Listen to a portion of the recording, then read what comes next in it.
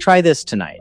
Open ChatGPT, open Gemini, open Claude. 3 separate tabs, fresh, no memory. Ask all 3 the exact same thing. A weeknight chicken recipe for a family of 4. You'll get the same dinner. Not similar, the same. Boneless thighs, sheet pan at 425, a squeeze of lemon. 3 different AIs, 1 chicken. And no, that's not a coincidence. By the end of this, you'll know exactly why every AI on Earth cooks you the same beige dinner, and the one move that breaks the spell.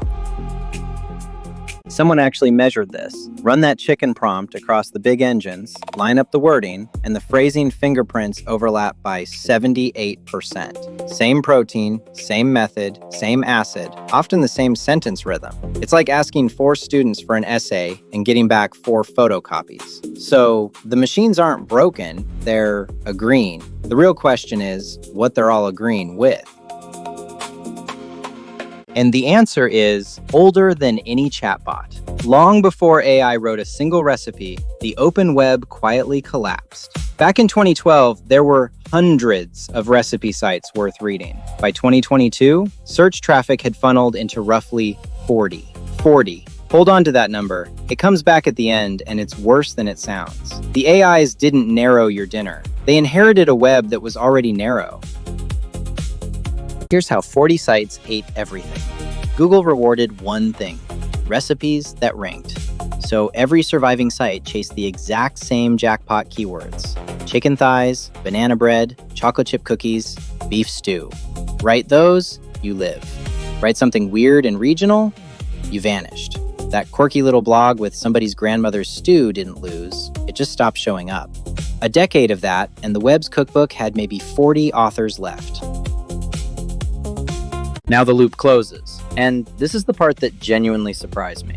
There's a real, peer-reviewed effect called model collapse. Train an AI on the internet, let it generate, then train the next AI on that, and the rare stuff dies first. The regional dish, the odd technique, the outlier, gone. Each generation drifts harder toward the bland middle. And the timing is almost cruel. Researchers think the supply of fresh, human-written text runs dry around 2026, right as the machines start eating their own cooking.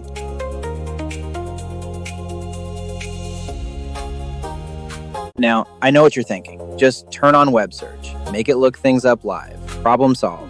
I thought so too. It isn't. When an AI searches, it leans on the same index, Bing, Google, that's already dominated by those 40 sites.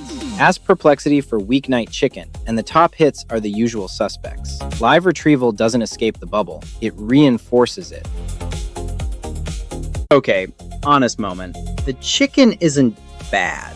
Lemony sheet pan thighs is a perfectly nice Tuesday. The problem isn't the dish, it's that it's the only dish for everyone, every time. The cookbook author Hetty McKinnon put it sharply this January. When a whole generation cooks from the same narrow well, the flavors they grow up on quietly shrink. We don't notice a cuisine going missing, we just stop being offered it. So how do you break it? One word: specificity. The bland answer only wins when your question is bland. Ask for a cuisine: Sichuan, Oaxacan, Gujarati. Name a constraint: 1 pan, no oven, 15 minutes. Demand a technique you've never tried. The mean collapses the second you stop asking for a chicken recipe and start asking for yours. That's the whole game, and it's exactly the gap apps like Recipy are built to close, by pulling from real cooks instead of the same 40 links. So remember that number, 40. For most people in 2026, the entire internet of recipes is basically 40 websites in a trench coat, and every AI is reading over its shoulder.